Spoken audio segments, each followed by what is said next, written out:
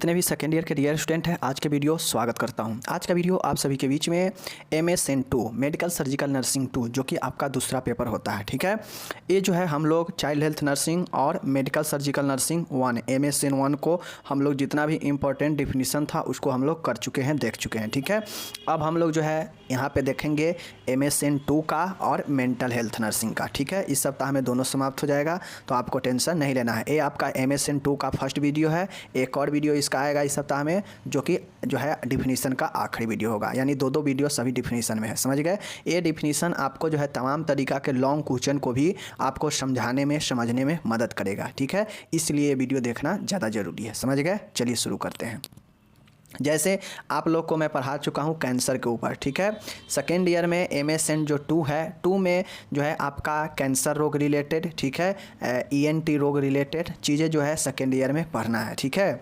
आँख कान ये सब समझ गए। और कैंसर का तो यहाँ पे कैंसर ऑन्कोलॉजी जो है देख लीजिए। कैंसर क्या होता है? तो कैंसर एक रोग है जिसमें शरीर के ऊतक अनियंत्रित एवं तीव्र विभाजन कर नवीन कोशिकाओं का गुच्छा, जिसे हम लोग न्यूप्लेसिया बनाते हैं, वह अबूर्द या ट्यूमर का निर्माण करते हैं। देखिए कैंसर क्या होता है, मैं आपको विभिन्न तरीक़ा के कैंसर भी पढ़ा चुका हूँ। Prostate cancer, cervix cancer, breast cancer, ठीक है, ब्लड कैंसर, 4-5 प्रकार के कैंसर पढ़ा चुका हूँ। इसमें से कोई भी एक लॉन्ग क्वेश्चन में पूछेगा, ठीक है।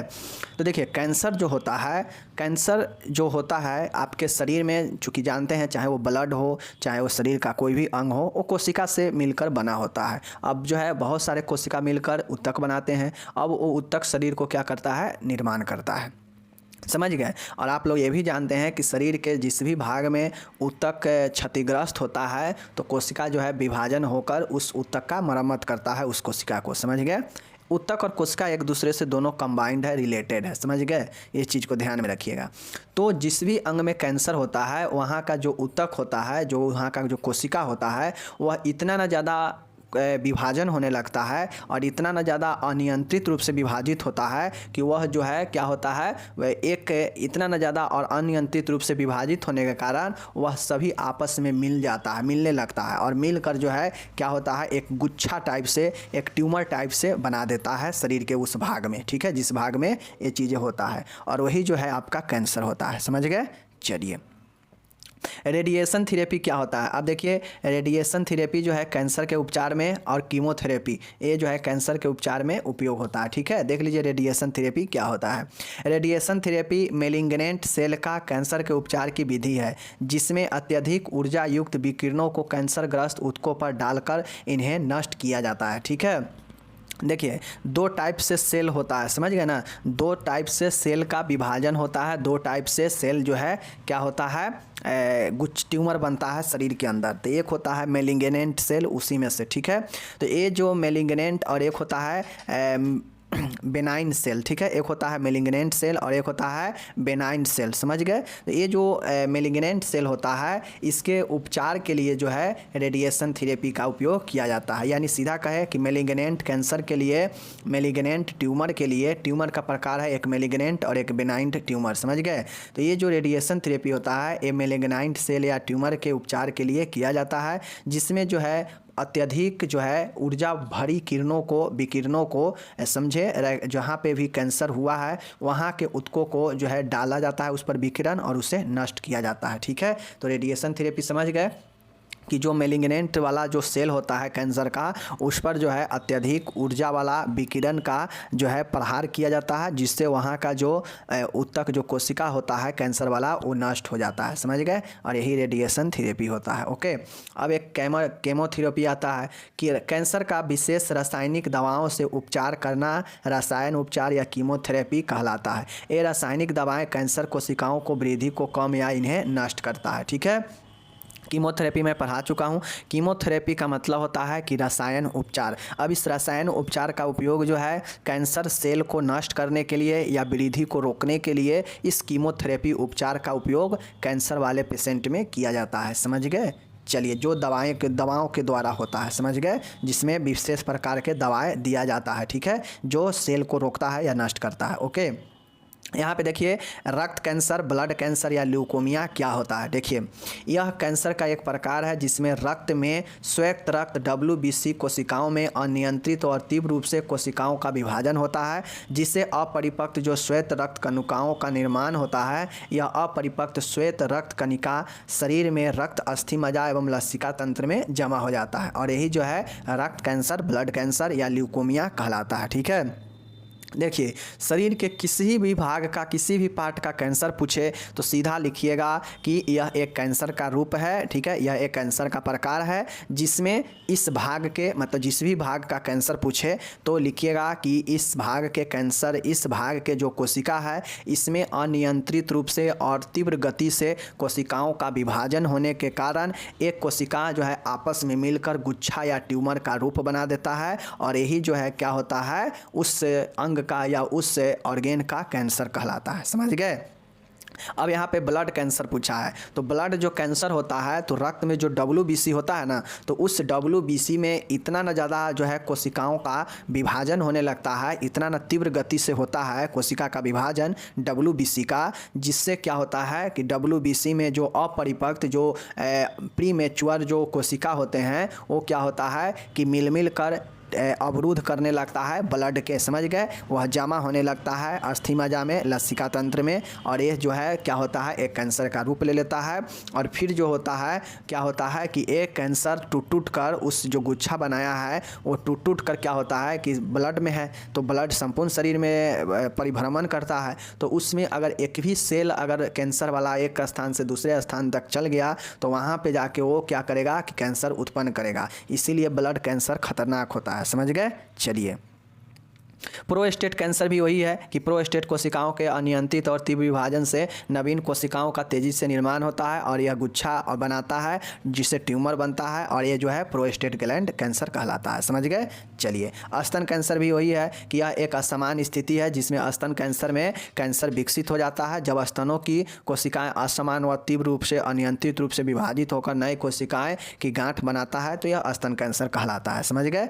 चलिए मेस्टेक्टोमी क्या है देख लीजिए। तो जब स्तन में गांठ हो जाए या स्तन में सूजन हो जाता है तो उसको शल्य क्रिया के द्वारा आंशिक या पूर्ण रूप से जो है स्तनों को हटाने की जो चिकित्सीय पद्धति है शल्य क्रिया का, उससे जो है मेस्टेक्टोमी कहते हैं। समझ गए। आंशिक या पूर्ण रूप से एक या दोनों स्तनों को सर्जरी के द्वारा हटाने की प्रक्रिया ही जो है मेस्टेक्टोमी कहलाता है। ठीक है। चलिए सोराइसिस क्या होता है देख लीजिए। सोराइसिस देख लीजिए, यह एक त्वचा में बार बार अत्यधिक लाल छोटे छोटे चकत्ते पड़ने एवं इनकी ऊपरी सतह पर पपड़ी पड़ने की असमान स्थिति है। किसी को अगर सोराइसिस होता है तो उसके त्वचा पर उस जगह पे लाल लाल जो है धब्बा होगा, चकत्ते हो जाएगा और पपड़ी पड़ने लगता है तो वो जो है सोराइसिस होता है। समझ गए ना कि त्वचा पे बार बार अत्यधिक लाल छोटे छोटे चकत्ते मतलब रेसेज और इसकी ऊपरी सतहों पर पपड़ी पड़ने लगता है तो ये जो है सोराइसिस कहलाता है। समझ गए। चलिए स्क्रीन ग्रेफ्टिंग भी पढ़ा चुके हैं कि त्वचा प्रत्यारोपण एक उपचार है जिसमें शरीर में किसी स्थान पर त्वचा के नष्ट होने पर यहाँ स्वस्थ त्वचा का प्रत्यारोपण किया जाता है। स्क्रीन ग्रेफ्टिंग दो प्रकार से होता है, आप लोगों को पढ़ाए थे। समझ गए ना, एक शॉर्ट थिकनिंग और एक फुल थिकनिंग। ठीक है ना, तो ये जो चीज़ें हैं समझ गए। चलिए जलना क्या होता है तो आप लोग जानते हैं बर्न जो होता है यह विद्युत प्रवाह मतलब इलेक्ट्रिक करंट से, गर्म किसी चीज़ों के संपर्क में आने से, आग लगने से, जलता पेट्रोल के संपर्क में आने से, कोई रासायनिक पदार्थ जो ज्वलनशील हो आदि के संपर्क में आने के कारण हुए घावों अथवा उत्कों के नष्ट होने को जलना कहते हैं। समझ गए। चीज़ समझ गए कि किसी भी जले हुए या ज्वलनशील पदार्थों के संपर्क में आने से जो घाव उत्पन्न होता है या जो वहाँ का ऊतक नष्ट होता है तो वही जलना कहलाता है। समझ गए। चलिए एस्केबिज या खाज क्या होता है जिसको हम लोग दाद खाज खुजली कहते हैं, वह एस्केबिज क्या होता है देख लीजिए। यह त्वचा पर एक परजीवी इच माइट होने के कारण होने वाले गंभीर खुजली की स्थिति है। इच माइट को देखिए सार्कोप्टेस एस्केबी होमियस भी कहते हैं। ठीक है। यह क्या होता है एस्केबिज या खाज क्या है कि यह त्वचा पर एक परजीवी संक्रमण होता है जो इच माइट होने के कारण होने वाला खुजली होता है। तो जिसको भी एस्केबिज होता है तो वहाँ पे जो है बहुत ज़्यादा खुजलाहट घबराहट होता है, समझ गए। यह किसके कारण होता है, तो परजीवी के ईच माइट के कारण होने वाला एक गंभीर खुजली की स्थिति होती है, समझ गए। ईच माइट को सार्कोप्टेस एस्केबिए होमिनिस भी कहते हैं, समझ गए। चलिए यहाँ पे देखिएगा, इसे कम होने के कारण ठीक है, तो ये जो है आपका हो गया। चलिए अब नेक्स्ट देखते हैं, ठीक है। नेक्स्ट देखिए यहाँ पे, नेक्स्ट है मोच स्प्रेन क्या होता है। तो देखिए लिंगामेंट, अस्थिबंध। अस्थिबंध के मतलब होता है कि जहाँ पे जो ज्वाइंट होता है और जहाँ पे हड्डी एक दूसरे से जुड़े होते हैं वही जो है अस्थिबंध होता है। तो जो अस्थिबंध होता है वहाँ जो है फटना अथवा अस्थिबंध में खिंचाव आने को मोच कहते हैं। देखिए लिंगामेंट में फटना या लिंगामेंट में खिंचाव आने को जो है हम लोग मोच कहते हैं। किसी अंग का अचानक गतिजनक हो जाना या किसी अंग का जोर सहित मरोड़े जाना मोच का कारण बनते हैं। शरीर में सबसे अधिक मोच टखने में ही आती है, समझ गए। मोच समझ गए कि जो अस्थिबंध जो लिंगामेंट होता है उसको फट जाना या उसमें खिंचाव आ जाने से जो है मोच होता है और इसी को मोच कहते हैं। किसी भी शरीर के अंगों को अचानक मूवमेंट यानी गति में आ जाने के कारण किसी भी अंग का जोड़ सहित यानी ज्वाइंट सहित मरोड़े जाना या मोच का कारण बनता है, ठीक है। शरीर में सबसे अधिक जो मोच होता है वह टखना में होता है, समझ गए। जैसे अचानक हम चल रहे हैं और हमें जो है गड्ढा में लात पड़ेगा तो क्या होगा कि हमारा जो पैर है अचानक से क्या हो गया, गड्ढा में पैर पड़ने के कारण वो क्या होगा कि गति में आ जाएगा, जिसके कारण उसमें खिंचाव आ जाएगा और वही जो है मोच हो जाता है, समझ गए। चलिए आपातकालीन नर्सिंग देखभाल क्या होता है देख लीजिए। इमरजेंसी नर्सिंग केयर क्या होता है देख लीजिए। गंभीर परिस्थितियों में व्यक्ति के जीवन को बचाने के लिए की जाने वाली तुरंत देखभाल आपातकालीन नर्सिंग देखभाल कहलाता है, ठीक है। ये भी हम पढ़ा चुके हैं डिटेल में कि आपातकालीन जो नर्सिंग देखभाल होता है इसका मतलब है कि ऐसा स्थिति जहाँ पे गंभीर हो और व्यक्ति को जो बचाने के लिए जो किया जाने वाला देखभाल वही जो है आपातकालीन नर्सिंग देखभाल कहलाता है, समझ गए। चलिए शौक क्या होता है देख लीजिए। शौक क्या होता है, आघात क्या होता है, यहाँ पे आप लोग देख लीजिए, ठीक है। देखिए आघात, शौक से तात्पर्य ऐसे लक्षण से है, सिंड्रोम से है जो शरीर में कई प्रकार की अनियमितताओं डिसऑर्डर से पैदा होता है। ये अनियमितताएं चोटों व रोगों के कारण शरीर में रक्त प्रवाह व तरल पदार्थों में कमी से होती है, ठीक है। आघात कई प्रकार का हो सकता है जिसमें बेहोशी से लेकर संस्थानों का पूर्ण तरीका से नष्ट होना होता है, ठीक है, कोलैप्स करना, ठीक है। देखिए आघात क्या होता है, तो आघात जो है आपका विभिन्न परिस्थितियों में जो है आघात के जो है आघात से तात्पर्य होता है कि एक ऐसे लक्षण जिसमें शरीर में अनियमितता के कारण ये पैदा होता है, ठीक है। जैसे आपके शरीर में भयंकर चोट लग गया, ठीक है, या एक्सीडेंट हो गया या कोई अन्य खतरनाक रोग है जिसके कारण शरीर में क्या होता है कि आपके शरीर में प्रवाह का जो है कमी होगा, रक्त का और तरल पदार्थों का शरीर में कमी होगा और फिर जो है व्यक्ति में क्या होता है आघात हो जाता है, ठीक है। आघात होने का जो है प्रकार है अलग अलग हो सकता है, ठीक है। तो हमने पढ़ा रखा है कि आघात शॉक कितने प्रकार का होता है, ठीक है। मैं पढ़ा चुका हूँ कार्डियोजेनिक शॉक यानी हृदयघात, उसके बाद हम पढ़ा चुके हैं हाइपोवॉल्यूमिक शॉक मतलब तरल पदार्थ के कमी से लगने वाला आघात, ठीक है। और भी हम पढ़ाए हैं सेप्टिक शॉक मतलब संक्रमण से होने वाला शॉक, समझ गए। तो तमाम तरीके के शॉक पढ़ाए हैं। तो आघात होने से व्यक्ति के जो है बेहोशी छाता है या जो है जिस भी शरीर के जो है कोलैप्स कर जाता है या उस संस्थान में समझ गए कि पूर्णतः जो है काम करना बंद कर देता है, यही आघात होता है, ठीक है। चलिए आपदा क्या होता है, डिजास्टर क्या होता है देख लीजिए। आपदा प्रायः एक अनपेक्षित घटना है। आपदा क्या है, एक ऐसा घटना है जो लोग इसका अपेक्षण नहीं करता है, ठीक है, लेकिन फिर भी ये घट जाता है। यह थोड़े समय में बिना चेतावनी घटित होती है। यह घटना जो होता है आपको संभलने का बहुत कम समय देता है कि आप संभल जाइए, ठीक है। यह अचानक होने वाला एक ऐसा घटना होता है जो थोड़े ही समय में ये क्या होता है बिना चेतावनी के घटित हो जाता है, वही तो आपदा होता है, ठीक है। अचानक घटने वाला घटना ही तो आपदा होता है। मानव जीवन को अस्त व्यस्त कर देती है, साथ ही बड़े पैमाने पर जान माल का नुकसान होता है, ठीक है। इनसे निपटने के लिए आपातकालीन सेवा की तीव्र आवश्यकता होती है। देखिए डिजास्टर क्या है? तो डिजास्टर यानी आपदा एक अनअपेक्षित घटना होता है, मतलब बिना अपेक्षा के या मतलब बिना उम्मीद के होने वाला एक घटना होता है जो थोड़े ही समय में बिना चेतावनी के अचानक से घटित हो जाता है। मानव जीवन को यह अस्त व्यस्त कर देता है और बड़े ही पैमाने पर अगर आपदा आता है तो बड़े ही पैमाने पर यह माल जाल का हानि करता है, नुकसान करता है। इससे निपटने के लिए आपातकालीन सेवाओं की बहुत ही तेज़ी से और तीव्र आवश्यकता होती है, वही आपका आपदा होता है। समझ गए? चलिए, और आप लोग जानते हैं प्राकृतिक आपदा, मानव जनित आपदा। समझ गए? चलिए, रक्त आदान ब्लड ट्रांसफ्यूजन क्या होता है? ठीक है, रक्त अथवा उसके अंश को एक व्यक्ति से प्राप्त दूसरे व्यक्ति के शरीर में स्थानांतरित करना ही रक्त आदान ब्लड ट्रांसफ्यूजन कहलाता है। अब देखिए, ब्लड ट्रांसफ्यूजन 5 नंबर में अगर आपसे पूछेगा तो इसका डिटेल में हम पढ़ा चुके हैं। ठीक है, कि ब्लड ट्रांसफ्यूजन में क्या होता है, ब्लड ट्रांसफ्यूजन में कौन कौन से सामान का उपयोगिता होना चाहिए, ब्लड ट्रांसफ्यूजन में क्या क्या देख रेख करना चाहिए। ठीक है, डिटेल में हम पढ़ाए हैं। बाकी अभी देखिए कि रक्त आदान ब्लड ट्रांसफ्यूजन क्या होता है। तो रक्त अथवा रक्त के अंश को अंश कहा जाए तो रक्त में प्लाज्मा होता है, बहुत सारे चीज़ें होता है, तो उसका अंश को या पूर्ण रक्त को जो है एक व्यक्ति से एक दूसरे व्यक्ति में स्थानांतरण करना ही रक्त आदान कहलाता है। समझ गए? यानी एक स्वस्थ व्यक्ति से दूसरे व्यक्ति में चढ़ाना ही जो है रक्त आदान कहलाता है। समझ गए? Blood transfusion. ओके, नक्सीर क्या होता है?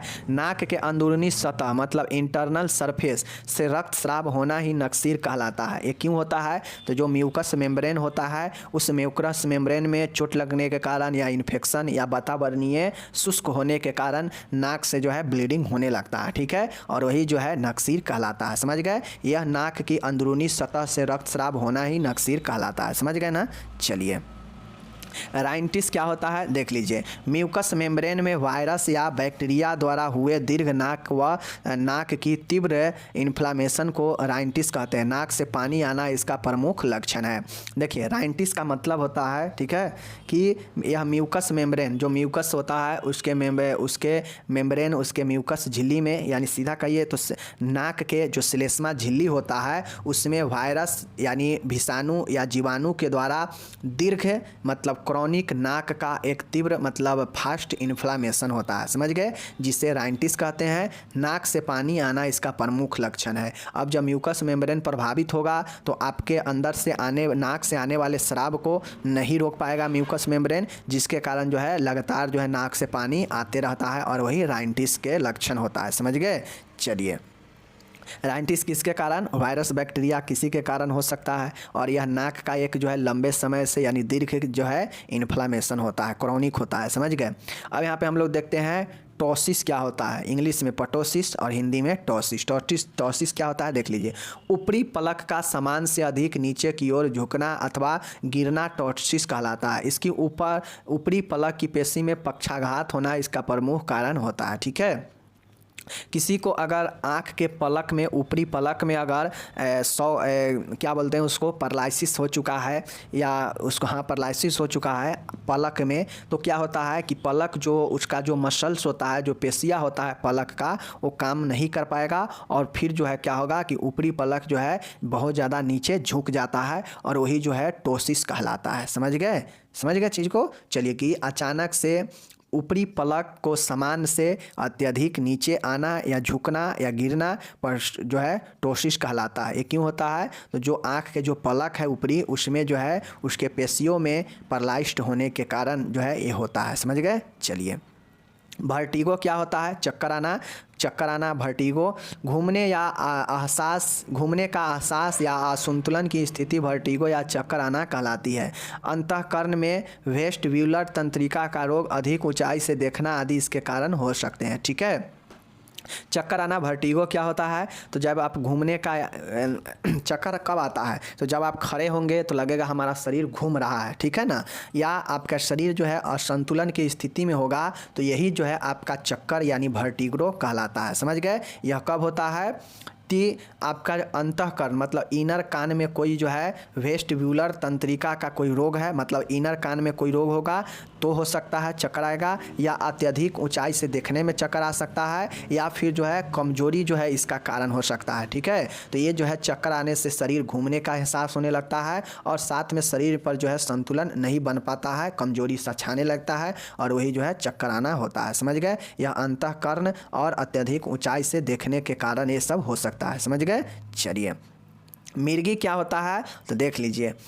मिर्गी एक न्यूरोलॉजिकल डिसऑर्डर है। मिर्गी क्या है, यह एक तंत्रिकीय विकार है। ठीक है, जिसमें मस्तिष्क में न्यूरॉन्स में असमान इलेक्ट्रिकल डिस्चार्ज के कारण बार बार दौरे आते हैं। समझ गए, और यही जो है आपके क्या होते हैं, मिर्गी होते हैं। देखिए, मिर्गी जो है, लोग कहता है कि मिर्गी एपिलेप्सी क्या होता है, तो एपिलेप्सी का होता है, मिर्गी का मतलब है कि ब्रेन का, अब चूँकि हम लोग जानते हैं कि जो तंत्रिका तंत्र है वो न्यूरॉन्स से मिलकर बना है, यानी नर्व सेल से मिलकर बना है, जिसे हम लोग न्यूरॉन कहते हैं। अब वो जो है किसी न किसी प्रकार से उस न्यूरॉन में, उस नर्व सेल में जो है प्रॉब्लम आएगा, डिसऑर्डर आएगा, तो क्या होगा कि उस न्यूरॉन्स में असमान रूप से जो इलेक्ट्रिकल डिस्चार्ज है इसके कारण बार बार जो है दौरा व्यक्ति में उत्पन्न होने लगता है, और वही जो है मिर्गी होता है। ठीक है, यह टोटली जो है न्यूरॉन्स का प्रॉब्लम होता है, जिसमें जो है असमान इलेक्ट्रिक जो डिस्चार्ज होता है असमान हो जाता है, जिसके कारण व्यक्ति में बार बार दौरा पड़ने लगता है। समझ गए। इलेक्ट्रिक डिस्चार्ज का मतलब कहा जाए तो जो सिग्नल होता है उसमें असमानता दिखाई देने लगता है। अब ये क्यों होता है, क्योंकि व्यक्ति में जो है न्यूरॉन्स का कहीं ना कहीं प्रॉब्लम है। समझ गए, और यही जो है मिर्गी होता है, जिसके कारण दौरा बार बार आता है। समझ गए।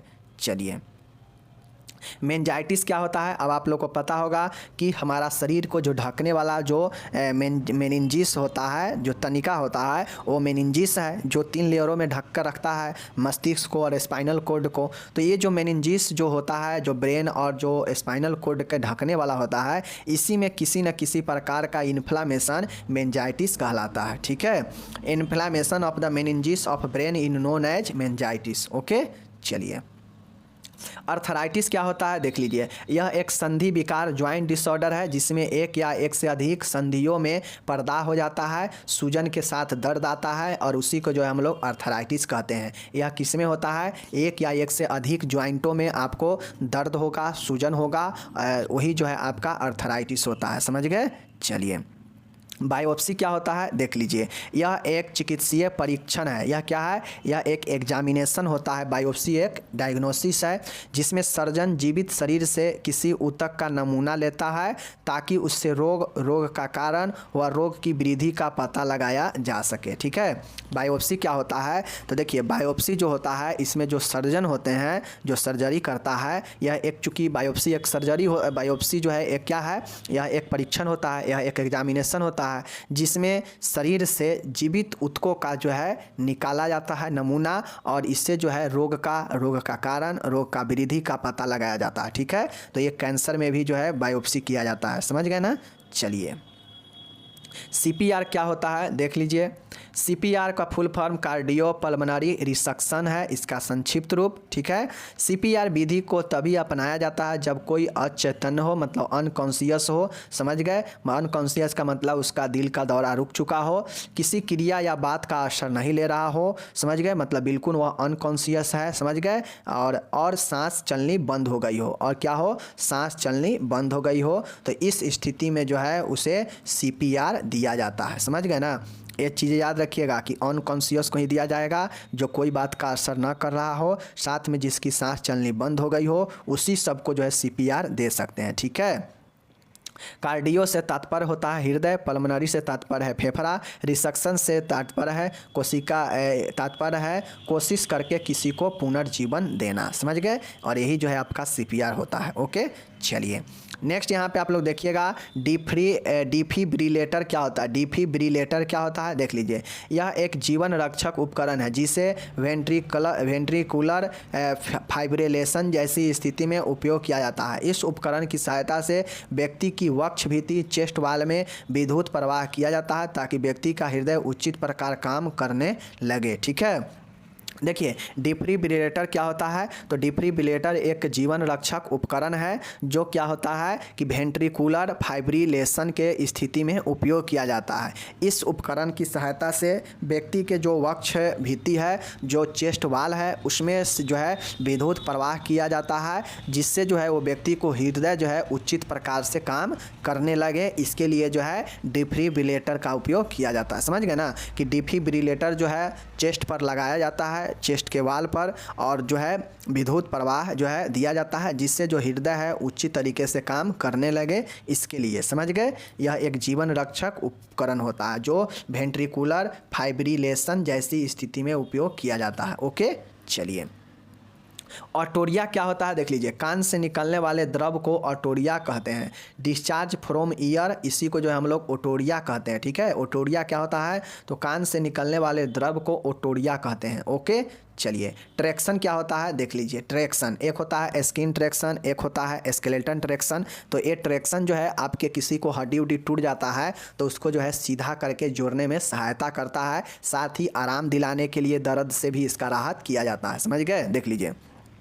ट्रैक्शन एक ऐसी प्रक्रिया है जिसमें वजन, पुल्ली, रस्सी आदि साधनों को व्यक्ति की टूटी अस्थियों को वापस उचित स्थान में लाने के लिए प्रयोग किया जाता है। इसका उपयोग मेरुदंड पर दबाव कम करने के लिए भी किया जाता है। ठीक है, ट्रैक्शन क्या होता है, तो ट्रैक्शन एक प्रोसेस प्रक्रिया होता है जिसमें वजन का उपयोग किया जाता है, जिसमें एक पुल्ली का, घिरनी का उपयोग किया जाता है, जिसमें एक रस्सी का उपयोग किया जाता है। इन सभी संसाधनों का उपयोग जो है किसी भी व्यक्ति के टूटी हुई अस्थियों को, हड्डियों को उसके वापस से उचित स्थान में लाने के लिए, एक सीध में लाने के लिए इस वजन, पुल्ली और रस्सी का उपयोग किया जाता है। ठीक है, और जो है फिर से जो है इसका उपयोग से आराम भी पेशेंट को दिया जाता है, और साथ में मेरुदंड पर, स्पाइनल कॉर्ड पर दबाव कम पड़े, इसको भी जो है दबाव कम करने के लिए इस ट्रैक्शन का उपयोग किया जाता है। समझ गए, चलिए केलॉइड क्या होता है देख लीजिए। केलॉइड क्या है, किसी चोट, घाव व शैल चिकित्सा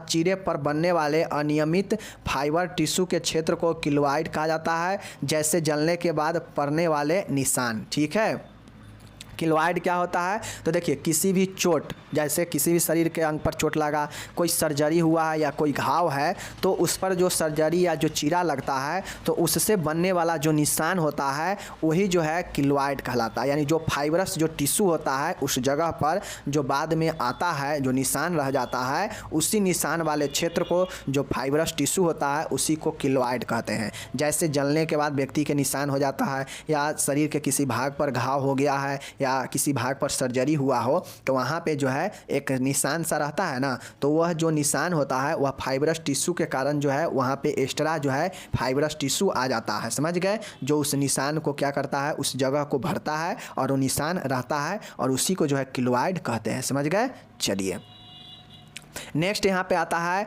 केराटाइटिस क्या होता है। केराटाइटिस क्या होता है देख लीजिए। कॉर्निया के इन्फ्लामेशन को केराटाइटिस कहते हैं। ठीक है, कॉर्निया के इन्फ्लामेशन को केराटाइटिस कहते हैं। ठीक है, पॉलिप, म्यूकस मेम्ब्रेन पर होने वाले असमान ऊतक वृद्धि को पॉलिप कहते हैं, जैसे नेजल पॉलिप, एंड्रोमेट्रियल पॉलिप। समझ गए।